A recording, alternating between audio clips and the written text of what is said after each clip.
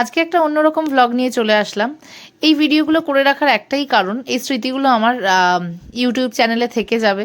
পরে দেখব কখন আমরা কীরকম ছিলাম, ওই টাইমে আমরা কীরকম দেখতেছিলাম। যেরকম গিনির ছোটোবেলার ভিডিওগুলো দেখলে এখন খুব ভালো লাগে। আমার কিন্তু এই ভিডিওগুলো দেখতে ভীষণ ভালো লাগে, সাথে আমার ছেলে মেয়েও দেখতে খুব ভালোবাসে। দ্যাটস ওয়াই এই ভিডিওগুলো করে রাখা। আজকের যে ভিডিওটা দেখতে পাচ্ছ, দেখো একটা হসপিটালের ভিডিও। সেটা হচ্ছে আমার মেজো ভাসুর জাঙ্কিদা মেজদার আজকে গলব্লাডার স্টোন অপারেশন। হঠাৎ করেই ধরা পড়েছে গলব্লাডার স্টোন, আর মোটামুটি দুদিনের মধ্যে ডিসিশন ডক্টর বলেছে অপারেশন করতেই হবে। আমরা সঞ্জীবনী নার্সিংহোমে ডক্টর শুভ্র গাঙ্গুলির আন্ডারে অপারেশনটা করিয়েছি। সকালবেলা 8টার মধ্যে ভর্তি হয়ে যেতে বলেছিল। সকাল 8টার মধ্যে আমরা নিয়ে চলে গেছি মেজদাকে। আমি, মেজদি ভাই, মেজদা আর আমার হাজব্যান্ড বাবাই, আমরা 4জন মিলে গেছি। দেখো কিছু প্রসিডিওর রয়েছে, আমরা সেগুলো কমপ্লিট করে চলে গেলাম। মেজদাকে তো আগেই ভর্তি করে অ্যাডমিট করে দিয়েছে মেজদি ভাই, ওদের যে ওয়ার্ড রয়েছে সেখানে। তো আমি আরও চলে গেলাম সেখানে। তো একদম সঞ্জীবনীর এই বিল্ডিংটা নিউ হয়েছে, ভীষণ ভালো, প্রচণ্ড পরিষ্কার, আর ওদের সার্ভিসও খুব ভালো। সেটা আফটার ওটি যখন ডিসচার্জের সময় নিয়ে আসছিলাম মেজদাকে, তখন মেজদা বললো যে খুব ভালো ব্যবস্থা। তাছাড়া সমস্ত কিছু দেখো, ভিউটাও খুব ভালো। ঠিক যে রুমটায় ছিল তার অপোজিটে ব্যাক সাইডে তোমার সুইমিং পুল ছিল, খোলা মাঠ ছিল, তো বেশ ভালো। দেখো আমি আবার মেজদাকে বলছিলাম যে তুমি ভিউ রুম পেয়েছো, মানে ওটি করতে আসিনি, হানিমুনে এসেছে মনে হচ্ছে। তো কিন্তু ব্যাপারটা হচ্ছে যে কোনো বাঘও যে একদম বিড়াল হয়ে যায় সেটা মেজদাকে দেখলে বোঝা যায়। বাড়িতে বা দোকানে যে ভীষণ দাপিয়ে বেড়ায়, তাকে ওই দিনের তার মুখের চেহারাটা দেখতে হতো, ভীষণভাবে ভয় পেয়ে গেছে। এটা খুবই ন্যাচারাল, যত ছোটোই অপারেশন হোক, যেমনই অপারেশন হোক না কেন, যার হয় তার মনের ভেতর একটা আলাদাই একটা ভয় কাজ করতে থাকে। তো মেজদাকে ভর্তি করে আমরা আসলাম বাড়ির পথে। ঠিক তার পরের দিন ছিল ভাইফোঁটা। অনেক পরে আমি ব্লগটা আপলোড করছি, মানে ভিডিওগুলো এডিট করার সময় হয় না তাই। তো আমরা ভাইফোঁটার আমাদের নিয়ম হচ্ছে, এই যে বড় বড় সাদা বাতাসা, এই সাদা বাতাসা প্রত্যেক ভাইয়ের জন্য 4টে করে দিতে হয়। তো 4টে করে সেই নিয়ম মেনে আর দেওয়া হয় না, কেননা আগের দিন আমরা গেছিলাম বড়নগর বাজারে। ফেরার সময় বড়নগর বাজারে গিয়ে আমরা যখন উপস্থিত হলাম, বলছে নর্মাল বাতাসা সমস্ত কিছুই পেয়ে যাবে তোমরা, কিন্তু এই বাতাসা অর্ডার দিয়ে যেতে হবে। তো কি করা, খুঁজে খুঁজে একটা দোকানে পাওয়া গেল, মোটামুটি 20টা মতো পেয়েছি। 20টা বাতাসা নিয়ে বাড়ি চলে আসলাম। বাড়ি আসার পর ওই আধ ঘন্টা 1 ঘন্টা রেস্ট করে আবার বেরিয়ে গেলাম, কারণ দুপুর 2টোর সময় ওটি।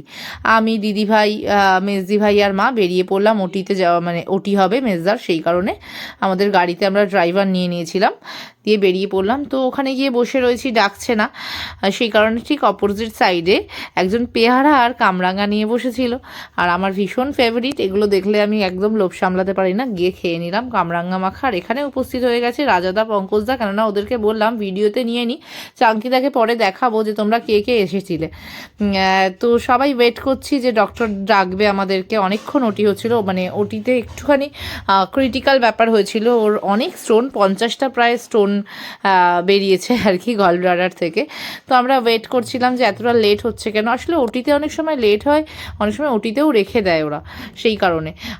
দেখো এটা ওটিতে নিয়ে যাওয়ার টাইমে এই ভিডিওটা, সেই সময় ভিডিও করতে ভালো লাগে না, কিন্তু আমি রেখে দিয়েছি ভিডিও করে, যে এই সময়টায় হয়তো মনটা খারাপ লাগছে, কিন্তু হয়ে যাওয়ার পর এই যে এখন আমি যখন ভিডিওটা আপলোড করছি প্রায় 1 মাস পর, তো তখন তো মনটা আমাদের ভালোই আছে।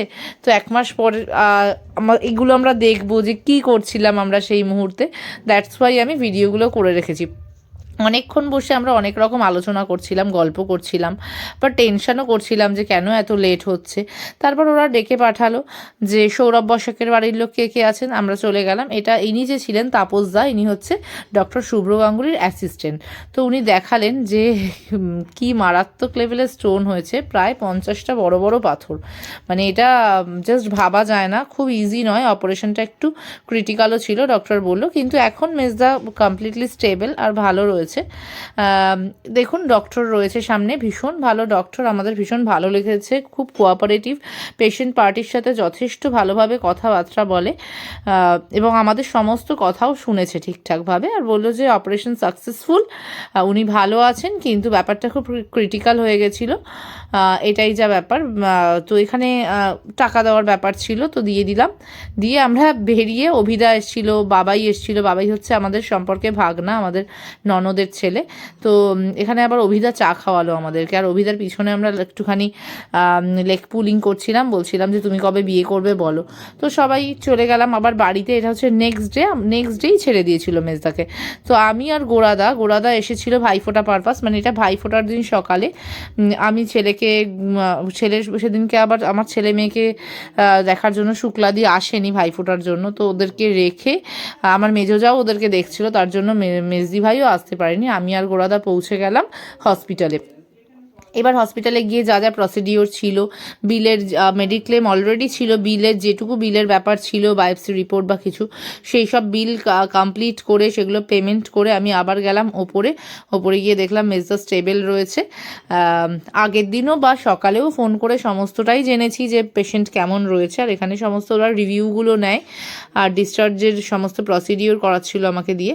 তারপর দেখো রেডি হয়ে ওরা হুইল চেয়ারে করে পাঠিয়ে দিল আমাদেরকে, মেজদাকে। আমরা চলে গেলাম নিচে। তারপরে এটা হচ্ছে ভিডিওটা করেছিলাম, মেজদি ভাইকে আমি প্রেসক্রিপশনের ভিডিও করে বুঝিয়ে দিচ্ছিলাম ওষুধগুলো, যে কি কি ওষুধ কখন কখন খাওয়াতে হবে, কারণ। আর তারপর মেজদি ভাই আমার বাড়ির সামনে থেকে উঠে গেল গাড়িতে, আর ওরা চলে গেল, আর আমি চলে গেলাম আমার বাড়িতে, আমার ছেলে মেয়ে আছে।